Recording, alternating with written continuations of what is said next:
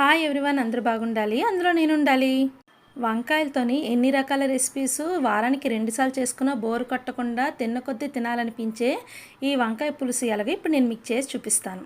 First వంకాయల్ని శుభ్రంగా కడిగి ఉప్పు నీటిలోని ప్లస్ ఆకారంలో వీడియో చూపించిన విధంగా కట్ చేసుకుని లోపల జీవరాశులు ఏవేవి ఉన్నాయో చెక్ చేసుకొని పక్కన పెట్టుకోండి. ఇప్పుడు ఒక మిక్సీ జార్ తీసుకొని అందులోని నూలుపప్పు, కొబ్బరికాయ, ఒక చెక్క కొబ్బరికాయ అంతా తీసుకున్నాను. అందులోనే 2 పచ్చిమిరకాయలు మెత్తగా మిక్సీ చేసుకొని పక్కన పెట్టుకోండి.